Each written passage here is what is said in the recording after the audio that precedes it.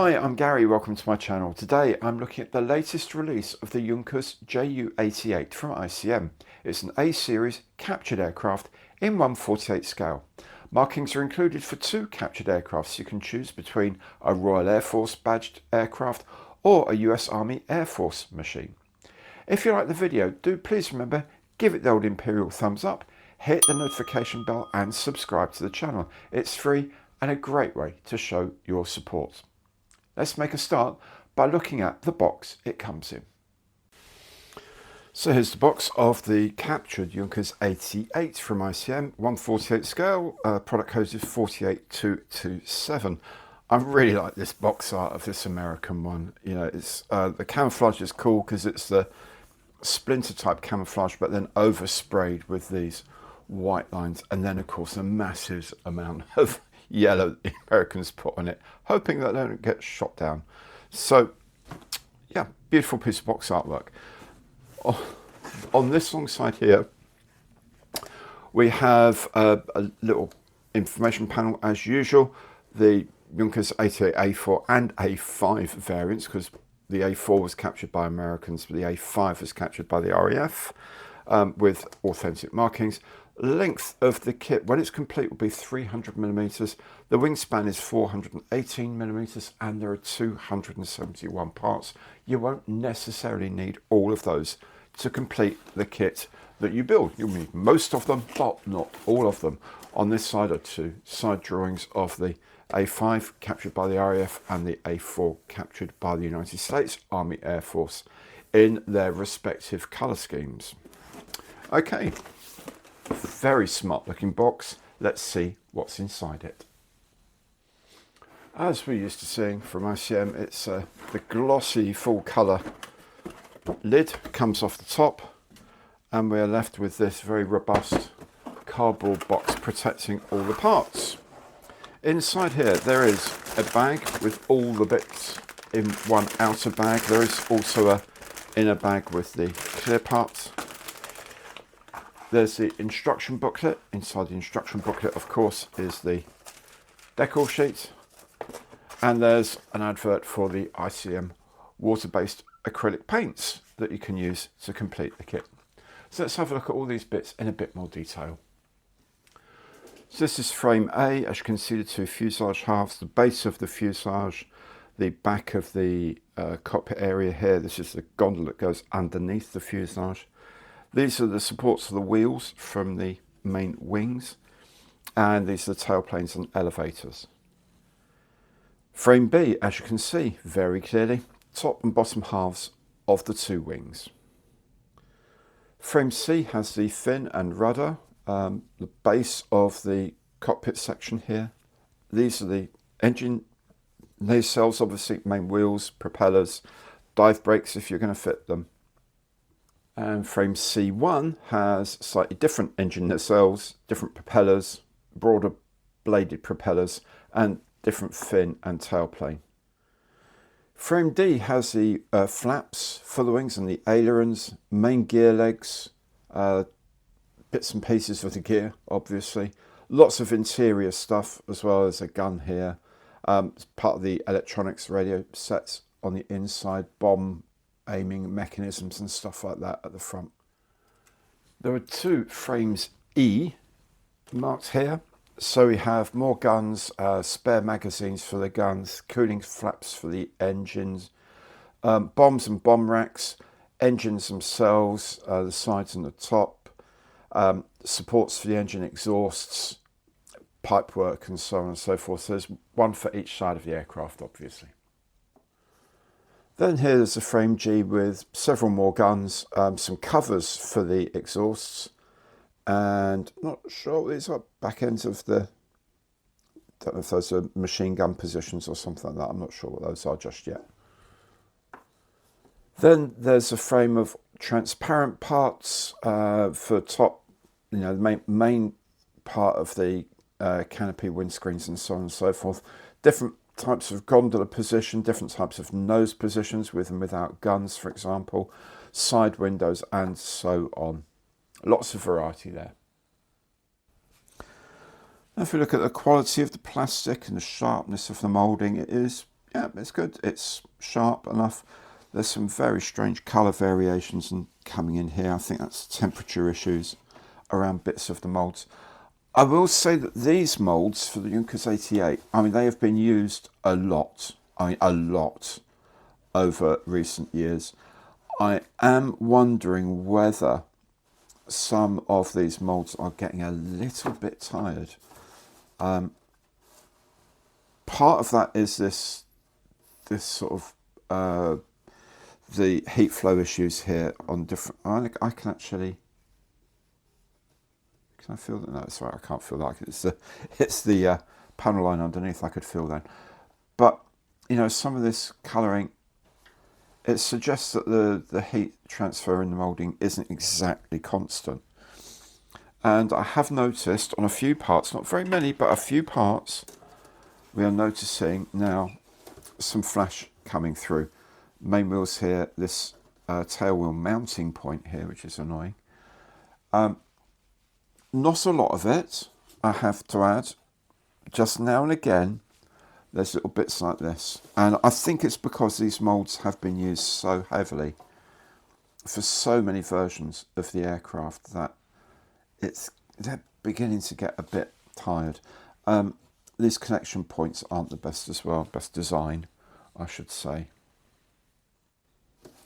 Now, having said that, the moulds of the parts are still highly detailed. You know, that will dry brush beautifully for the radio sets. Instrument panel as well, you can easily dry brush that up a bit and put the dials in and it will look grand. It will look absolutely lovely. One thing I'm happy is missing on this model is the aerial that sometimes goes along here. It's not on this kit. So it gets moulded in on some kits and it's a proper pain in the backside. This bit where it goes on there. It's like a DF aerial or radio aerial. It's some sort of aerial system. It goes underneath the back end of the plane. It's not on this one, thank goodness. On the Mistel, it was a real pain because it just breaks straight away. Here is where the back wheels connect. I'll see if I can work a way around having to put them in early doors because that's just a recipe for disaster. Interior of the cockpit wall, all very nice again. That's good. That'll just brush up nicely to get some detail in there for when you're looking through the windows. Let's have a look at the underside of the aircraft. Looks fine. I mean, it's a nice mould. There's a little bit of shavings of plastic left around, but this little vent here is so nicely put together. Look, it's such a nice piece of detail, a nice piece of moulding. That's really cool. So yeah, it's good. It's ICM good, but with the caveat, it's just beginning to show a few signs of age now, I think. So the decal sheet is really quite basic. There's some instrument bits in there. There's a few things like markings for the propellers and whatever. Other than that, there's some national markings for the captured aircraft. There's a registration for the British captured one and a few bits of art for the American aircraft. But other than that, there's almost no stencils at all for this kit. If we have a look now at the decals close up, you can see they're very nicely printed, very much ICM's current style. Good printing, nice sharp whites and blacks. The colours very slightly washed. I find them slightly washed out because of the 4-colour print system, but they're going to look grand once they're on the aircraft, and you know, things faded anyway. Don't want them looking like they're absolutely brand new. These are the propeller decals. They're fine. 48 scale, very good. As I said earlier, there's very few decals on here. Really, the only real amount of colour here are from the 86th Fighter Squadron, 79th Group, and the aircraft, the Comanche. All this art that's gone onto the aircraft, again, it's 4-colour print, so it's not crisply standing out and bright and shiny, but I think it's good enough for the aircraft that we're using today. Obviously, this would be, what, 1, 2, 3, 4, 5, 6, 7. There's probably about 9 or 10 different colours you would otherwise have to have a screen each one for. If you were, say, working at Cartograph, you'd have like somewhere between 8 and 10 different screens for the colours here. Add the ones for the regular decals, you're looking probably at the best part of 12 different screens rather than 4 colours. So that's why Cartograph decals are so expensive, but also why they're the best around. But you know what? For this use, I think these are more than adequate. The instruction booklet is pretty much as standard for ICM these days. Full colour reprise of the box art here and the title, scale and the kit number 48-27. On this side there's a little bit of history of the Junkers 88 being captured, and it's repeated in English. This is in Ukrainian, this is in English. There's some technical specs of the A5 and A4 here in both Ukrainian and English. Then there's colour callouts for the model. All of the codes here are ICM's own paint codes. It's very easy to get hold of equivalents to these. Obviously, a lot of the colours here are going to be RLM colours anyway. So that's really easy to find online, and indeed on their own website you can get this. There's a reminder they've got varnishes as well. There's translations of the various icons used throughout the models, and there's a little QR code here to link to their YouTube channel. The first thing you get on the inside, of course, are the part maps, frame maps for all the bits and pieces. There's very, very little you actually don't use. Those 2 bits I didn't recognise what they are. They're not even used. And there's one tiny little thing here that's not used. Other than that, all these bits are for use or options for use in the build. We start off with the interior, working on the radio sets on the inside, oxygen supply lines, things like that, seats, the main radio setup here, all the spare ammunition boxes for the guns. A couple of things do annoy me slightly on this kit. The first of which is you have to put the tail wheel in at this early stage before you shut the 2 halves.